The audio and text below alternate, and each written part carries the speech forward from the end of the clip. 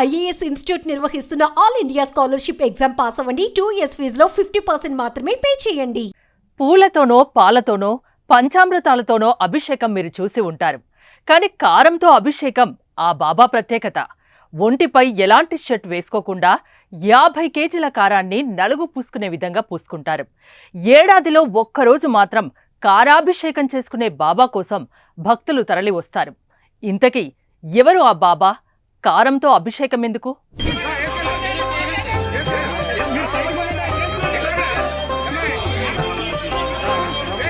దేశంలో ఎంతో మంది బాబాలు స్వాములు ఉన్నారు. వారిపై నమ్మకంతో ఎంతో మంది జనాలు వారిని నమ్ముతున్నారు. వారికి భక్తులుగా మారారు.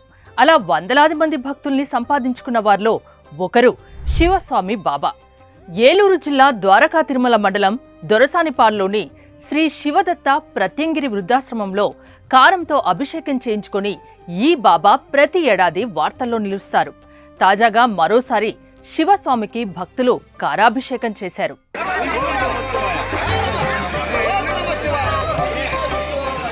కారంతో అభిషేకం కొంచెం ఆశ్చర్యమే, కానీ దీని వెనుక పురాణాల్లో ఒక కథ ఉంది. హిరణ్యకశిపుణ్ణి నరసింహస్వామి వధించిన తర్వాత ఆ స్వామివారి ఉగ్రరూపాన్ని తగ్గించేందుకు ఈ ప్రత్యంగిరాదేవి ఉద్భవించారని ఆనాటి కథ. ఆ ప్రత్యంగిరి దేవికి ఎండు మిరపకాయలు అంటే చాలా ఇష్టమట. అందుకే ఆమె మెడలో ఎండు మిరపకాయలతో చేసిన హారాన్ని వేస్తారు. ప్రత్యంగిరి ఆవాహనలో ఉన్న పరమశివునికి ఇలా ఎర్ర మిరపకాయలు కారంగా చేసి అభిషేకం చేస్తే దుష్టశక్తులు, దురదృష్టాలు, జీవిత బాధలు, కష్టాలు తొలగిపోతాయని ఒక నమ్మకం. అందుకే ప్రత్యంగిర మాత ఆవాహనతో శివస్వామి ఉన్నప్పుడు భక్తులు ఆయనకు ఇలా కారంతో అభిషేకం చేశారు. కార్తీక మాసంలో ఇలా కారంతో అభిషేకం చేయడం ప్రతి ఏడాది ఆనవాయితీగా వస్తోంది. కారాభిషేకానికంటే ముందు మొదట స్వామీజీకి స్నానం చేయిస్తారు.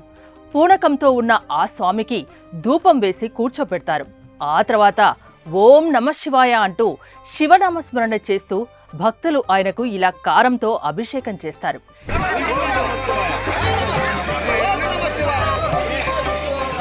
ఈ కార్యక్రమం కోసం చుట్టుపక్కల గ్రామస్తులు కారంతో తరలివచ్చి పాల్గొంటారు. భక్తులు కారంతో అభిషేకం చేస్తున్న సమయంలో శివస్వామి బాబా కదలకుండా అలాగే ఉండిపోతారు. ప్రతి సంవత్సరం కార్తీక మాసంలో కారంతో అభిషేకం చేయడం ఆనవాయితీగా వస్తుందని, గత 14 సంవత్సరాలుగా కారంతో అభిషేకం నిర్వహిస్తున్నామంటున్నారు అభిషేకానికి హాజరైన పూజారులు. ఓం నమః శివాయ, శ్రీమాత్రే నమః. గత 19 సంవత్సరాల నుంచి ఈ ప్రత్యంగిరి హోమానికి సంబంధించి ప్రత్యంగిరి అమ్మవారి యొక్క కారం అభిషేకం అనేటువంటిది మా ఒంటి మీద చేయించుకోవడం జరుగుతుంది. ఈ జరుగుతున్నటువంటి కార్యక్రమం అనేటువంటిది ప్రజలకు ఏ విధంగా ఉపయోగపడుతుందయ్యా అంటే, ఈ ప్రజానికంలో ఉండేటువంటి శుద్రమాంత్రిక తత్వాలు, లేనిపోయిన ఆడంబరాలకు పోయి లేనిపోయినటువంటి కొని తెచ్చుకున్నటువంటి కొంతమంది అనామకులకు ధనధాన్య వస్తువాహనాల కోసము, ఈ వస్తువాహనాల్లో నష్టపోయినటువంటి దానికి విజయవంతం చేకూర్చుకోవడం కోసం ఈ తల్లి యొక్క పూజలు చేయించుకోవడానికి మా దగ్గరికి వస్తూ ఉంటారు.